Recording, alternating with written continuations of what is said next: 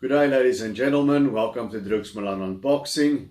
We are all sectioned in some way or another because of this coronavirus. I was lucky that I could finish a pay-per-view show in the Eastern Cape. That was a great tournament. But we were going to go to Emperor's Palace this weekend. That's cancelled and everything is cancelled all the way through to April. So I was thinking what to talk about or what can we do. But luckily we don't have a young sport that we're interested in. So there's a couple of 100 years worth of boxing history that one can delve into. And I'll go into that in a later post.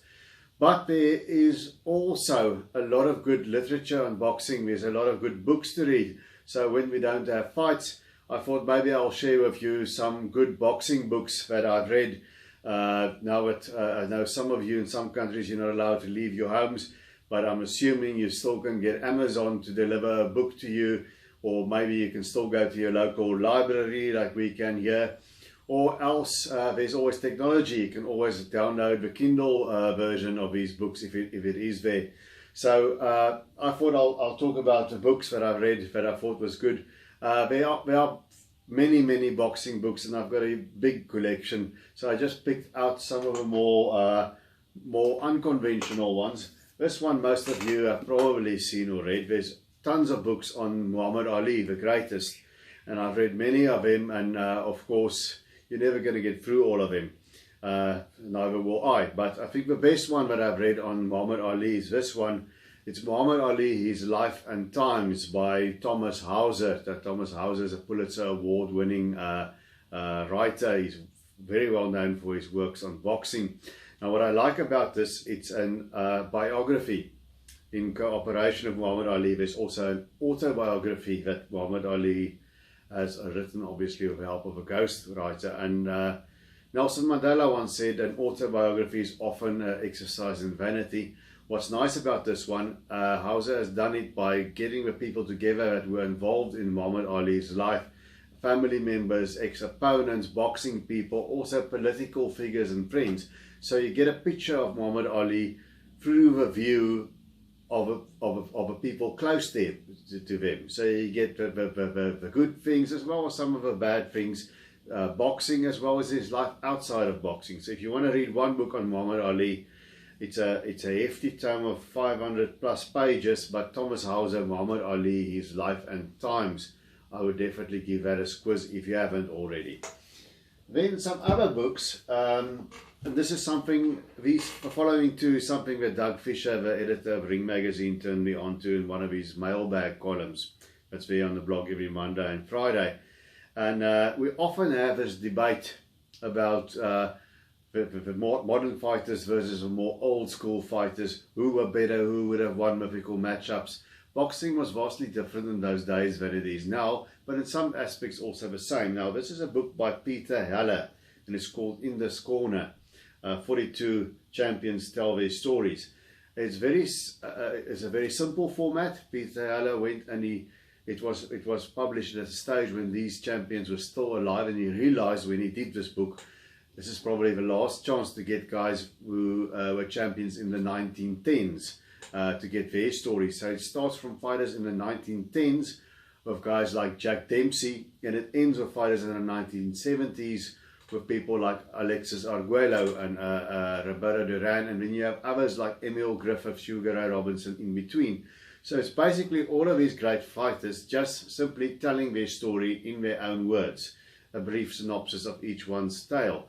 And you get to see an insight into not only their personal lives and their boxing lives, but also what life was like in those pioneer days. You know, in the 1910s, it was a much tougher world with a lot more limited options. And so if you want to know something about the world in which these fighters lived in, this is a very good book to read. In This Corner, 42 Champions Tell Their Stories by Peter Heller. Very good one as well. Now if you stay on the theme of the moderns versus the old timers, especially this debate, you'd have two sides of a story. You'll have some guys saying, look, it's ridiculous, boxers are way better than they used to be in those days, because athletes have grown, and athletes have grown, training methods have changed, that aspect of it has changed for the better. But there's other things that about boxing that were different in the older days, because boxers fought far more often. For instance, there were far fewer champions. There were a lot of things different. Now this guy, Mike Silver, has written the book The Art of Boxing, The Rise and Fall of the Sweet Science. You'll find it there on Amazon. And he compares boxing then to boxing of today. Now his argument is obviously he thinks the guys of yesteryear were superior to the fighters of today. And I know somebody like Ruben Groenewald, who regularly partakes in these debates, will say there's no way the fighters today are better. And that is a good read, even if you don't agree with all for 100%. I think he's sometimes a little bit negative. I don't think boxing today is as glum as he makes it out to be, but it is, and I don't like negative things, but it is extremely interesting how he analyzes, for instance, the knockout ratios between boxers of yesteryear and today, and the experience going up, and he makes and he does juxtapose it with a lot of more modern examples as well. For example, the heavyweights today that are so huge, they were there as well in the days gone by, the days of Primo Carnera and such, but he would make the argument they didn't rise to the top, these giants. Very interesting read, because it gives you not the social aspect as of a previous book, with sociological aspects, but it gives you a very good in how the sport was different in those days as opposed to today, what the changes are. So here it is, The Art of Boxing, The Rise and Decline of a Sweet Science by Mike Silver. That's also a very good book to read if you're interested about what the sport used to be like in the earlier days. And then if we go back to the modern day, this is by sports journalist George Kimball. The guy who turned me on to this one is actually Colin Nathan, South African manager, trainer of fighters such as Muruti Mtalane, Hickey Butler, and a lot of big names. I saw it there in his office, and we had a brief chat about it, and then I got myself a copy and I read the book. It's called Four Kings: Leonard, Hagler, Hearns and Duran, and the last great era of boxing. I don't think it's the last great era of boxing. There will always be another great. That's a bit nostalgic, but it's an excellent book written about these four fighters. Their careers became intertwined. They all fought each other, you know. You could even add, you could make the Four Kings, you could have even made it 5, you know, by putting Wilfred Benitez there, but Benitez never fought Hagler. But it goes with, it centers around the fights in chronological order between these 4 great fighters, and it's an extremely good read. Four Kings. I would definitely add that to my reading list.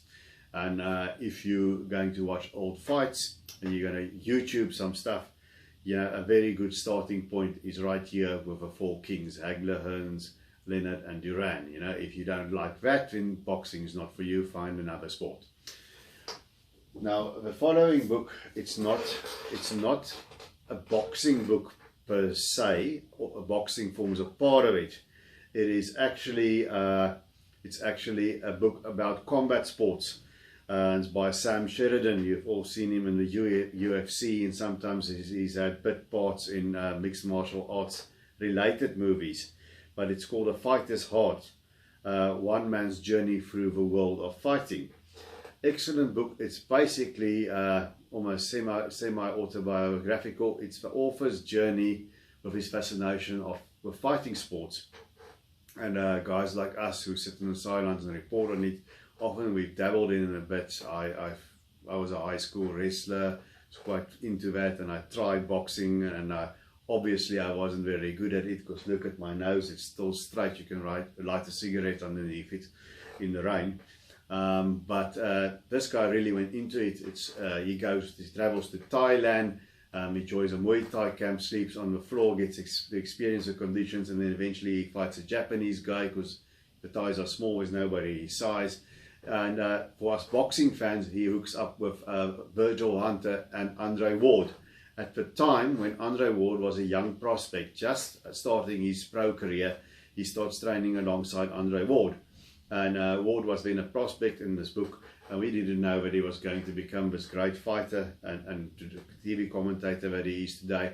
And it goes into all kinds of stuff. It also goes into, he tries jiu-jitsu, eventually he goes to mixed martial arts with Pat Miletich camp in the earlier days of the UFC as a fight there. So A Fighter's Heart is a very nice journey through combat sports, a guy that actually goes out and he does this and he has a fight in all of these disciplines. So A Fighter's Heart, Sam Sheridan, a good book also to put on your list if you enjoy a more psychological aspect of why people actually do this. I'm going to end this segment. This is a South African one. This is by Gavin Evans. Dancing Shoes is Dead. Now, I got my first writing gig when I was at high school. The editor then was the Rightbird Bluet of Boxing World. And Gavin Evans used to write quite a few articles for Boxing World as well. And this is also kind of autobiographical. And the book starts, with a fight that resulted in a ring death, Brian Mitchell and Jacob Morake. That is the title of the book. That Jacob Morake is nicknamed Dancing Shoes. And it ends towards the end of another ring death, not a ring death, but a bad injury, which was in Mbolelo Botile against Paul Ingle. But also with his obsession of boxing, kind of a little like me, he tries boxing, but he's not good at it. He starts writing about it. Well, I think Gavin Evans at least had a couple of amateur fights. Mine was gym stuff back in my military days. And then boxing is the one combat sport that he's got, but he gets involved in the liberation struggles with the ANC back then in the apartheid. So it goes from apartheid days to the transitional phase of South Africa. Now, I'm not a guy who likes politics. I find it negative, but this is actually good. It juxtaposes these two struggles. So I think it's also a good book to read. And with a South African flavor, for me, it was nice because you have guys that I know in there, like Brian Mitchell, Mbolelo Botile, Sugar Boy Malinga, and it plays off in that background. So Dancing Shoes is Dead by Gavin Evans is also something that you might want to look into. So that's it for this segment. Take a look at those books. If you're bored, if you want to go to the library, you want to download something or Kindle or get something from Amazon, or maybe you have them there in your collection, you just never got to them. Those are a couple of books that I can highly recommend. And I'll do a second part of some more books, but until we do that, remember to keep those gloves up and fight the coronavirus.